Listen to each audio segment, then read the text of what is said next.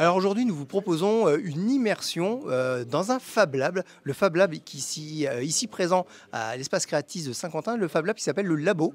Et pour en savoir plus, j'ai Christophe qui m'accompagne. Et Christophe, tout de suite, la question que je me pose, Fab Lab, laboratoire de fabrication, si je francise, c'est un endroit où on vient fabriquer ce qu'on a en tête? Voilà, on vient fabriquer tout à fait ce qu'on a en tête. La seule limite qu'on peut avoir dans ce lieu, c'est son imagination. C'est-à-dire qu'on peut venir, on ne sait pas obligatoirement utiliser les logiciels, les machines. Nous, on vient, on a une idée et on va vous apprendre à la faire, à la fabriquer. C'est-à-dire qu'on ne va pas vous la faire pour vous, parce que ça s'appelle du commerce, c'est une entreprise qui peut le faire. Donc on vient pour apprendre et bénéficier de tous vos appareils qu'on va découvrir d'ici quelques instants. Vous allez voir, c'est passionnant. Donc pour pousser la porte et venir amener son idée, son projet, on verra des personnes qui sont déjà en train de travailler sur leur projet actuellement. Ça se passe comment? On vous contacte? Il y a une inscription? Alors, le Fab Lab est à Créatis. Donc, comme je l'explique souvent, entre le Buffalo Grill et Auchan, parce que quand on pour situer, voilà, parce que les gens pour Créatis c'est où, donc voilà. On est ouvert le samedi de 14h à 17h à tout public. Le mardi après-midi, on a des personnes qui viennent pour faire des projets. Le jeudi, j'ai quelques étudiants aussi qui viennent, mais on n'est pas tout le temps ouvert parce qu'on n'est que des bénévoles. Donc du coup, on vient. Les gens ne savent pas obligatoirement utiliser les logiciels, ne savent pas obligatoirement utiliser des nouvelles technologies pour faire des jeux de lumière, ce qu'on appelle des cartes Arduino, de la programmation et tout. Ça peut paraître un peu compliqué, mais en fait, ça ne l'est pas tant que ça parce que vous êtes là pour expliquer. Voilà, on est là pour expliquer et surtout quand on a envie. Ça va beaucoup plus vite parce que surtout on en a besoin, donc du coup on a envie de réussir et du coup on est juste là pour donner la petite aide. On a plein de monde, on a parmi nous des ingénieurs en électronique, en système embarqué. Et on ne regarde pas les diplômes. Du coup, c'est ça qui est important. Et du coup, ils ont quand même le côté pour expliquer aux gens comment ça fonctionne et tout. Et même souvent, eux nous apportent des idées. Parce que nous, on est dans des sortes de carcans intellectuels et tout. Et eux, ils ont plein d'idées et ça crée plein de choses qu'on peut voir là sur le côté déjà. On a plein de machines. En parlant d'envie, justement, moi, tout ça me donne envie de me rapprocher un peu de toutes ces machines que vous proposez. Donc là, on voit sur les images de Mareva un petit téléphérique. On ira voir qui est à l'origine de ce chouette projet. Des jeux de lumière. Là-bas avec un petit système où on commande avec le téléphone, ce que j'ai montré tout à l'heure à plein de personnes, c'est-à-dire qu'on peut, avec son téléphone, changer les lumières du petit...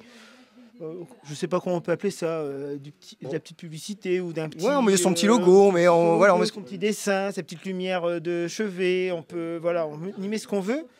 On fait plein de choses autour de ça. Alors pour faire tout ça, il nous faut des machines. Alors là, les machines, là, il y en a un certain nombre autour de nous. Donc, alors je ne vais pas dire qu'il y a les classiques imprimantes 3D, parce que bon, ça se démocratise, on commence à en entendre parler. Donc là, on a déjà plusieurs modèles à côté de nous. Voilà, donc ça c'est le modèle d'Agoma qui est très connu au niveau des Fab Labs et compagnie.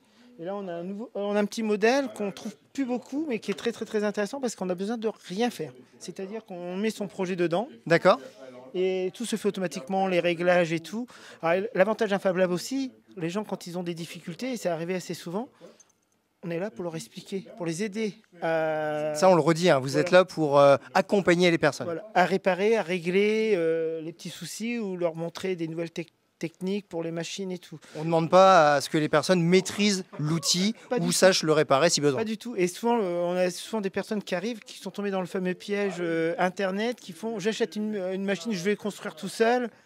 Je suis tout seul et du coup, quand il y a un problème... je suis un peu perdu. Je suis un peu perdu. Même s'il y a des tutos sur Internet. Voilà, même s'il y a des tutos, puis même des fois on se rend compte qu'il manque des pièces, puis c'est pas vraiment ce qui était marqué dans le tuto, c'est pas vraiment la bonne référence. Donc alors qu'ici, on a des spécialistes. On a Benjamin qui est là. Benjamin, je vous laisse, il va expliquer plein de choses. Oh là là, alors Benjamin, lui, donc vous êtes ingénieur de formation, si je ne dis pas de bêtises, et vous êtes, comme Christophe, bénévole ici. En quoi consiste votre travail? Parce que là, je vois derrière des grosses machines, ici l'ordinateur. Vous êtes le lien entre les idées des personnes et la concrétisation du projet. En grande partie, oui. Disons, je maîtrise un peu plus tout ce qui est machine, outils, électronique. Donc, J'aide ceux qui viennent et ceux qui ont leurs idées, et je les aide à les réaliser. Alors, vous êtes modeste, hein, parce que vous créez aussi, parce que il me l'a dit hein, tout à l'heure, là c'est ce petit élément qui pour moi ne veut rien dire. En fait, c'est vous qui l'avez créé, et c'est cet élément qui permet d'obtenir cet effet là-bas. C'est ça, oui, c'est une petite carte électronique. Donc, quand il y a des besoins spécifiques qu'on ne trouve pas, eh ben, on les fabrique quand on peut. Donc ça, c'est un exemple de choses que j'ai conçues en premier lieu pour le Fab Lab et pour ceux que ça intéresse. Donc c'est une petite carte électronique qui permet en l'occurrence de contrôler des LED et un petit afficheur lumineux. Et ça fait son petit effet, hein. Ça peut être une idée de cadeau. On peut mettre un petit dessin de son personnage de dessin animé préféré. On peut mettre le nom de ses enfants. On peut mettre ce qu'on veut en fait. Alors, on peut graver tout ce qu'on veut après dessus. Hein. C'est juste. Alors, habile transition avec gravé. Parce que là, hop, là, juste ici, on n'a qu'à se retourner. Et donc là, on a la machine.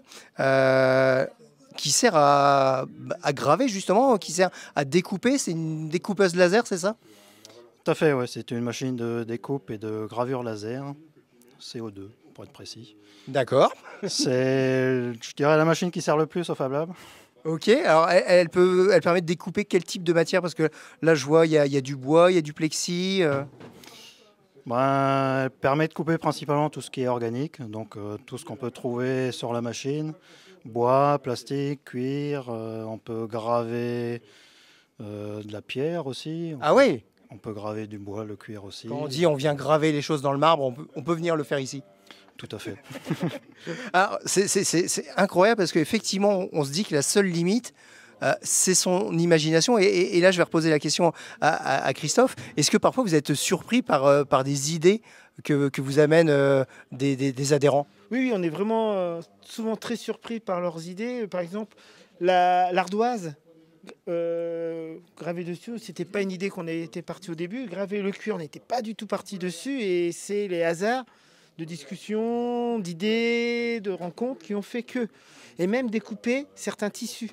Ah oui, oui, aussi, on peut aussi découper le tissu. Alors, il y a donc déjà, on parlait de cuir, donc là j'ai un exemple derrière nous, le tissu, Benjamin me l'a montré aussi tout à l'heure. Donc on peut venir faire son petit porte-monnaie. Là c'est un porte-monnaie quand même. C'est un concept celui-là. Hein. Voilà, celui-ci est complètement concept, c'est nos essais. On en a un autre ici, en plus il y a déjà des pièces. Voilà. Et ça c'est notre essai, on va dire. De toute façon, au premier coup, on ne réussit pas forcément. Voilà. Donc, et là, grand avantage, c'est que coudre du cuir, c'est très, très, très compliqué. Et comme je dis toujours, les personnes très, très, très intelligentes, Benjamin, il va pas vouloir qu'on dise ça, mais très, très, très intelligentes, ont quelque chose de plus que les autres, c'est qu'ils sont très feignants. Ok, Benjamin, voilà, ce n'est pas mes propos, c'est Christophe. C'est-à-dire qu'ils trouvent une solution pour faciliter les choses. C'est-à-dire que, par exemple, pour coudre du cuir, c'est très compliqué. Il faut beaucoup de force, ça fait beaucoup de mal. Et donc, en fait, là, c'est la machine qui a fait les trous, c'est ça? Voilà, c'est la machine qui a fait les trous, et surtout qu'elle les a bien placés et tout, qui a tout bien fait. Il n'y a plus qu'à coudre beaucoup plus facilement. Donc là, plein de petites idées, porte-clés, un petit étui pour mettre son couteau, etc., etc. On peut imaginer ce qu'on veut, en fait. On peut graver aussi dessus, on peut faire beaucoup de choses. Par contre, on ne travaille que, on me disait Benjamin, que les matières vivantes. C'est-à-dire que le cuir, simili et tout ceci, c'est dangereux parce que ça fait partir des gaz qui sont dangereux, qui sont même des fois nocifs. D'accord, de toute façon, vous êtes là pour surveiller, éviter les erreurs. Alors, ce que je vous propose, c'est de rester en votre compagnie, de nous retrouver d'ici quelques instants. On va aller voir un petit peu des personnes qui sont déjà attelées à leur projet. Vous allez voir qu'il y a des projets de tout type. Et c'est dans quelques instants. Restez avec nous. On reste ici au Fab Lab, au labo. Voilà, c'est ici le labo. Alors nous sommes toujours ici au labo, le Fab Lab de l'espace créatif de Saint-Quentin. Il y a toujours Christophe à mes côtés. Et avant d'aller voir toutes ces personnes qui travaillent derrière à leurs projets, qui sont aussi divers que variés, j'aimerais qu'on revienne un petit peu sur les conditions d'accès à ce Fab Lab. C'est ouvert à tous, il y a une adhésion, on pousse la porte et on est les bienvenus. Voilà. Donc pour adhérer au Fab Lab, il suffit d'avoir... on va dire de 7 à 77 ans, parce que notre plus ancien membre a pratiquement 80 ans, donc quelqu'un qui est très actif. Quand on a moins, on va dire, de 15-16 ans, on vient accompagné d'un adulte, hein, parce que voilà, on n'est pas une garderie. C'est ce que j'allais dire, on n'est pas garderie. On n'est pas une garderie. Et même quand un enfant veut faire un projet, c'est comme toujours intéressant qu'il y ait quelqu'un qui soit autour de lui pour créer des liens, le papa, la maman, voilà. Que ça soit en famille. Ça soit en famille. Alors, ce que vous me disiez aussi tout à l'heure, ce qui est assez sympathique, c'est que parfois, on emmène l'enfant en se disant, bon, allez, il va accrocher, et puis finalement, c'est plus l'adulte, c'est peut-être plus le papa, limite, ou la maman qui va accrocher et qui va partir plus dans la création de projets. Voilà, parce que c'est vrai qu'on part souvent avec des idées préconçues en se disant, ça va être compliqué, c'est une nouvelle machine et tout ceci, alors qu'on montre que c'est vraiment simple. Parce qu'on a besoin de cet outil pour faire son imagination et du coup, on y trouve tous les avantages à ce moment-là. Alors, on va voir tout de suite que c'est simple, justement, en donnant la parole aux utilisateurs. Et on va commencer avec Clémentine. Alors, Clémentine, qui est toute nouvelle utilisatrice, toute nouvelle adhérente du Fab Lab. Alors, Clémentine, je vais prendre quelques instants. Votre projet, ici, en venant au Fab Lab, c'est quoi ? Alors moi au départ, je suis venue ici pour pouvoir faire de la broderie, en fait faire les motifs et pouvoir les utiliser avec une brodeuse. D'accord. Et ça fonctionne comment? Vous allez pouvoir passer de l'outil informatique ici sur la découpe et puis rebasculer sur la brodeuse. Tous les liens se font? Alors en fait c'est un peu plus simple. C'est encore plus simple que ça, d'accord. Je ne vais pas passer par la machine de découpe, même si c'est aussi possible. En gros, je vais créer un motif et que je vais importer pour le faire broder.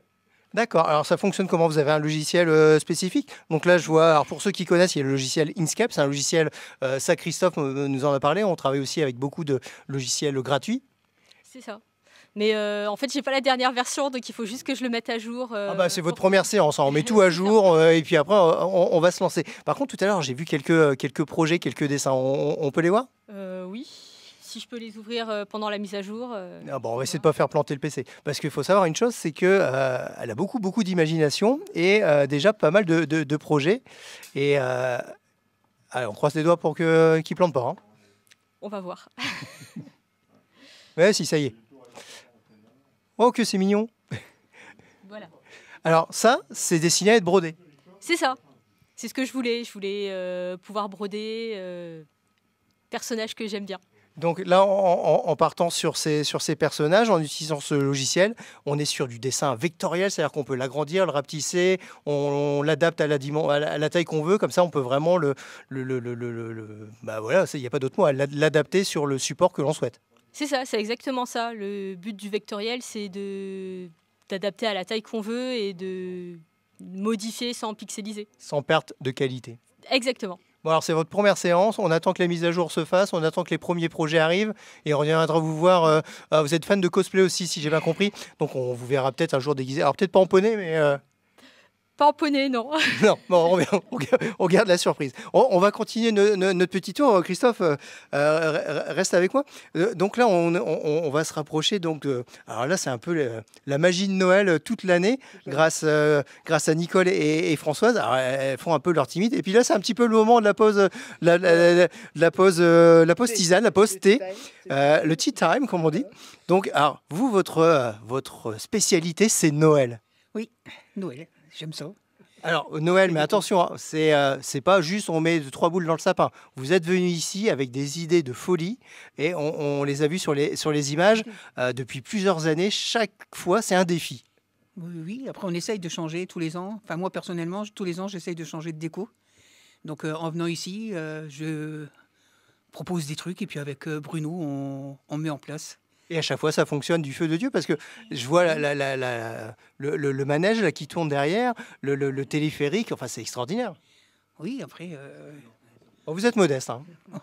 Non, après, je ne sais pas, ça vient comme ça. C'est des idées qu'on a, que j'ai eues, et puis qu'on met en place. Après, c'est Bruno, il fait beaucoup. Hein. Alors, je ne suis pas toute seule.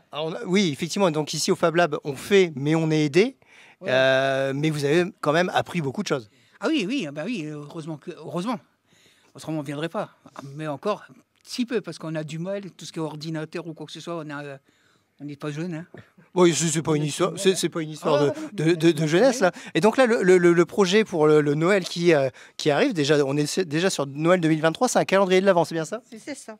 Alors un calendrier de l'Avent qui va être sur plusieurs étages. Oui. Alors ça, c'est incroyable, j'ai jamais vu ça. Ah non, c'est nous qu'on l'a... Hop, pardon. C'est vous qui l'avez inventé. Voilà. C'est Voilà, ça. donc c'est un concept qu'on ne va surtout pas montrer à l'image. Il faudrait surtout pas qu'on vous pique l'idée. Oui, après, c'est ceux qui le veulent, ils prennent. Hein. Après, personnellement... Alors c'est ça aussi, mais bravo en tout cas pour votre travail, mesdames. C'est ça aussi l'esprit du Fab Lab, c'est on partage. Voilà, de toute manière, dans un Fab Lab, quand on crée quelque chose, ça appartient à personne, ça appartient à tout le monde. Même à travers... alors le Fab Lab, l'idée, c'est tout ce qu'on crée dedans appartient à tout le monde à travers le monde. Il y a comme toujours une histoire de copyright quand même.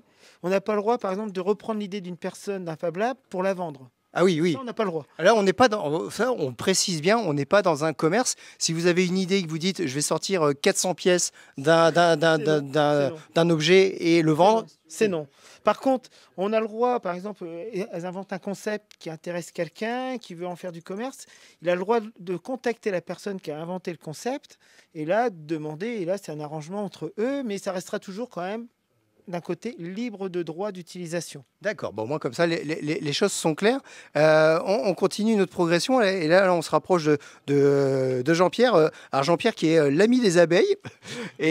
Alors Jean-Pierre, vous êtes bien connu de l'agglomération avec toutes vos ruches et vous avez intégré le Fab Lab dans un but notamment de combattre le frelon asiatique, c'est ça? C'est bien ça, oui. Donc, ce que l'on fait souvent, c'est la bouteille. Hein. Là, j'ai une vidéo, par exemple, où j'ai mis une bouteille. Ça, c'est le piège classique. C'est le piège classique, voilà, où on voit bien les frelons asiatiques qui sont rentrés à l'intérieur, qui ne peuvent pas ressortir.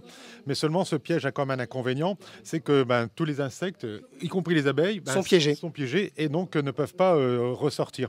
Donc, maintenant, il y a un nouveau système qui permet de... C'est ça qui est novateur et sur lequel vous êtes en train de travailler. Là, vous allez nous montrer ça dans quelques instants. Oui. Alors, le nouveau système que j'ai installé, on va voir tout de suite la vidéo si elle veut bien. Parce que l'idée, c'est de capturer donc ce frelon asiatique qui est capable de détruire les essaims complets d'abeilles. Oui, alors l'année dernière, on a eu un été épouvantable pour moi parce qu'il a fait trop chaud, mais le frelon asiatique s'est développé et tous les ruchers ont été attaqués par les frelons asiatiques.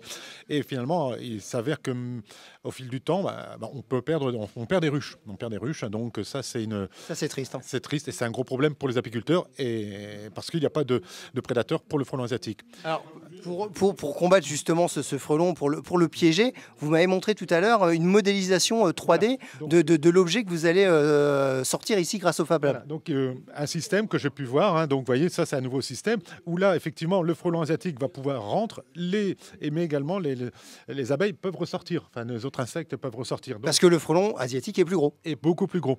Donc l'idée, c'était de faire quelque chose de similaire. D'où l'idée après de venir au Fab Lab et faire moi-même ces pièges. Donc là, on voit encore... Voilà, donc le piège, donc la modélisation que j'ai réalisée. Alors c'est ça qui m'intéresse parce que tout à l'heure c'était quand même assez surprenant de voir ça. Donc là c'est encore un autre logiciel. Tout à l'heure on était sur Inkscape. Oh pardon, j'ai donné un coup à Christophe. Donc là on est sur une modélisation 3D de ce que sera l'objet. Voilà. Donc bon, j'ai un petit avantage parce que dans mon ancienne vie, avant d'être apiculteur, j'ai fait beaucoup de dessins industriels. Donc je maîtrise quand même un peu ce logiciel. Donc de modéliser le piège que je souhaite faire. Et après, bien sûr, utiliser quand même quelques compétences locales, notamment pour l'imprimante laser. Hein. Je vais acheter moi-même les plexiglas, je fais mes plans et ensuite faire le découpage pour réaliser ces pièges. Donc première mise en place de ces pièges ou... Je vais chercher déjà demain matin mes plexiglas, donc très rapidement, parce que là, le frelon asiatique, les premières reines commencent à sortir de terre. Hein, donc c'est le moment d'agir. Oui, voilà, il faut ce qu'on appelle capturer les fondatrices. On va suivre toutes ces aventures-là, que ce soit aussi bien les aventures de Clémentine, les reines de Noël, on va les appeler, et Jean-Pierre. Donc si vous êtes intéressé par toutes ces possibilités qu'offre le Fab Lab, n'oubliez pas, c'est ici à Saint-Quentin, à l'espace Créatis. C'est ouvert à tous. Il y a un numéro de téléphone, il y a un Facebook. Il y a un Facebook, il y a un site aussi internet qu'on est en train de remettre en place parce qu'on n'est que des bénévoles, donc du coup on n'a pas toujours le temps. Il faut prendre le temps. Voilà, donc on met tout ceci en place. On a alors une carte. Alors le numéro de téléphone, c'est le 06 62 38 65 16. Et ben voilà, alors il y a toutes les infos maintenant, donc il n'y a plus qu'à contacter. Vous allez voir, vous serez super accueillis. Et la seule limite, on le redit, c'est l'imagination.